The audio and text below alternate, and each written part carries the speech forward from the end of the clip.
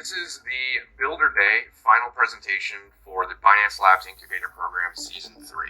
So this is the culmination of our team's work for the past about 10, 12 weeks. And as Lou said, it was an opportunity for us to get in front of some of the biggest investors in the world. At one point, I looked down at the call, and there's something like 198 people on it. So it was a huge event. As Lou said, we've already gotten a lot of interest, lots of compliments, even from other program participants on our work. So we're really proud of this and very, very excited to show it to our community. You guys have been massively supportive over the last, at this point, over a year. We've been building and preparing and organizing, and we're really starting to finally see some really powerful fruits of our labor. So we're really excited to share that with you today. So a little bit on format. The meeting itself was scheduled for a total of 2 hours. We used all 2 hours. Each team had just about 10 minutes, maybe a couple minutes more, including some questions. So this is a short presentation.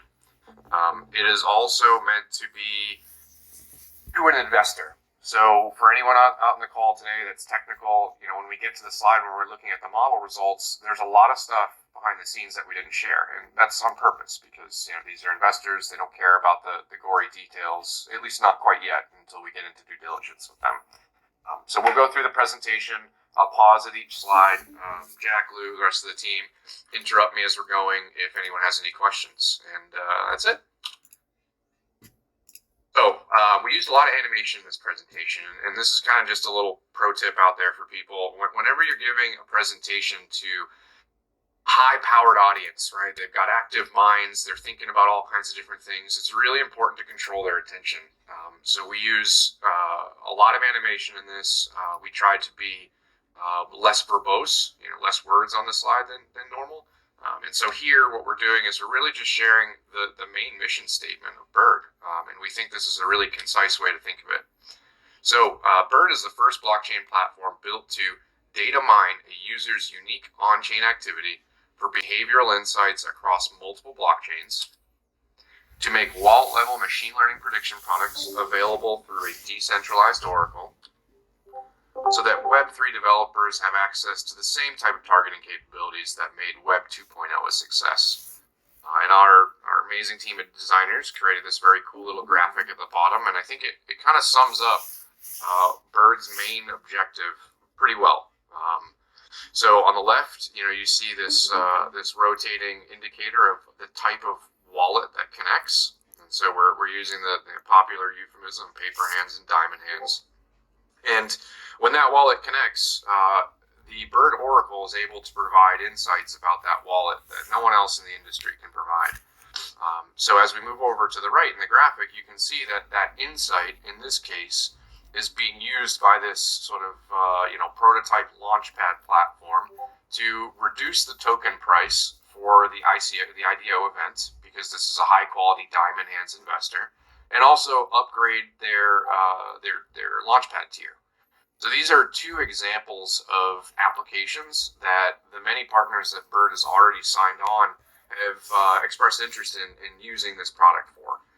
So we're making a lot of progress on this, and I think we're going to actually start seeing this little prototype example on a live platform very, very soon. So I'll pause there. Probably not any questions, but we'll give people a chance. So if that first slide answers the question, what, then this slide is intended to answer the question, why.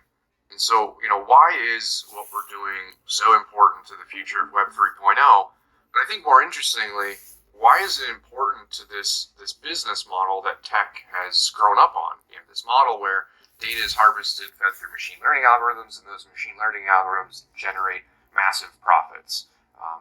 What Bird is doing is for Web3, absolutely, but it's also to make sure that we're able to innovate on this really important business model. So on the Web3 side of it, this is something that you've heard us say a lot. The main reason why we see this as important is right now, Whenever a user connects their wallet to a Web3 platform, it behaves the same as if any other user connected to it. And so, this is an opportunity for Web3 to start personalizing. I think we got some feedback out there. Who's unmuted? Ahmed. Yeah, there you go. Thanks for joining, Ahmed. So, I'm gonna put you on the spot here a little bit. So, Ahmed is one of our lead data. Ahmed, you're not gonna be able to talk, bud. Sorry. Ahmed's one of our lead data scientists. He was instrumental to this work. So, Ahmed, I'm really glad that you're able to sit here and listen. But I think unless you can sort your mic issues out, you might want to stay on mute. Okay, so back into the presentation. So like I said, you guys have heard us talk about this narrative a lot. We see a future where Web3 has the same kind of personalization that Web2 had. And I think the reason that's important is the average internet user, they don't care about the back-end tech. They care about their experience. How fun is it? How rewarding is it? How productive is it for them to be on the internet?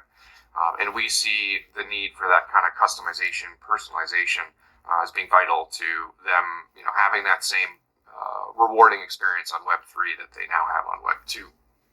So now we'll switch gears a little bit and we'll talk about the other side of this. So at the top, I mentioned that Bird needs to exist for the future of Web3, but it also needs to exist for the future of the big data harvesting model that tech is grown up on. So there's kind of two components that Bird's focusing on here.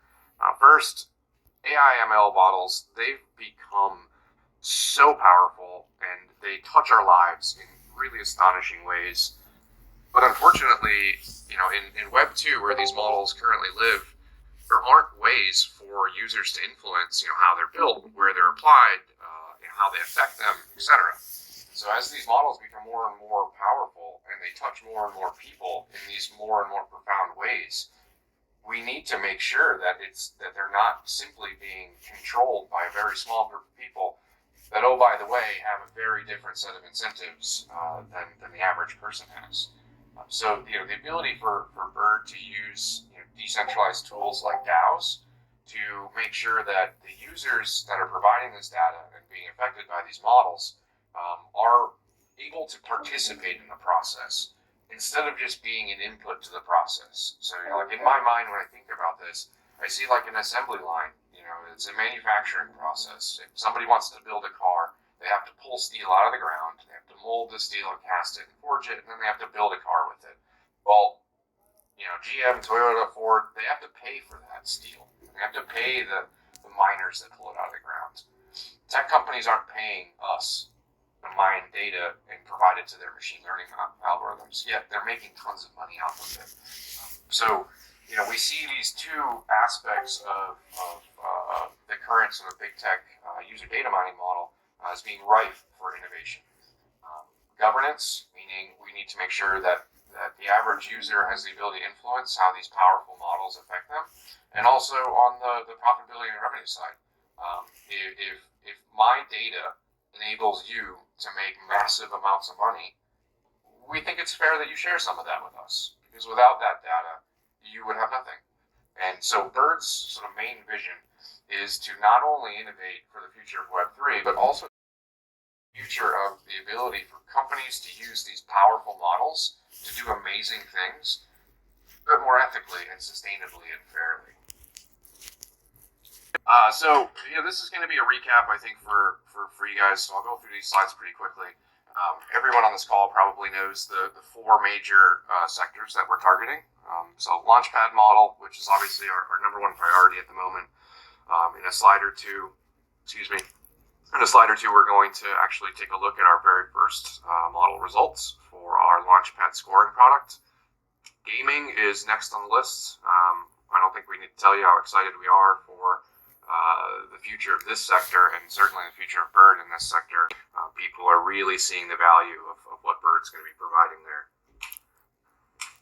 And of course, credit is where it all started for Bird. This is still a very important pillar of our progress.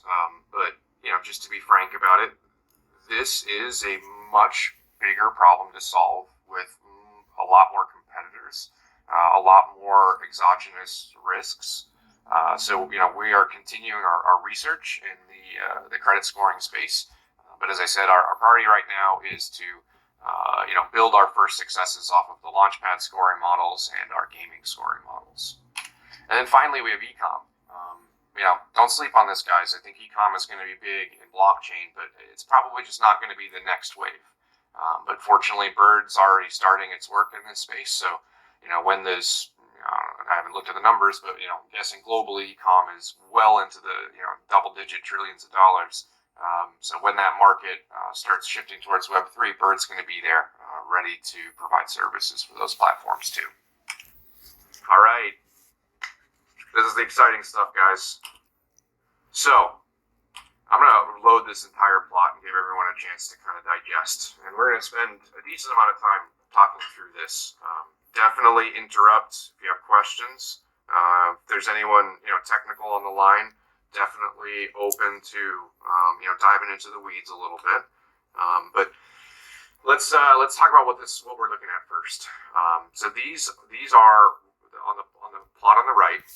We have the predicted holding time for wallets, and that's on the vertical axis, estimated wallet holding time. And on the horizontal axis, we have the actual holding time. So what we've done is we've gone through the BSC network data, and we've essentially identified all the wallets on there. And what we're doing is we're saying, given that a wallet purchases a token, how long will that wallet hold that token? And the goal here is, as we've said for months, provide launchpads information that they can use to do anything from vary their pricing, to update their tiers, to offer additional marketing incentives. And it all ties back to this holding time, at least initially, because when you're a young project, for example, like Bird, we want to make sure that we attract as many long-term holders to our investor base as possible, because that supports our project. It allows us to do what we need to do. So by Bird providing a launchpad, this information, when a wallet connects, they get to do the same thing on an automated basis. So we've finished our sort of first version of a multi-layer perceptron artificial neural network model. As the slide says, blockchain data is very high dimensional. So there's a lot of information that's gone into this model.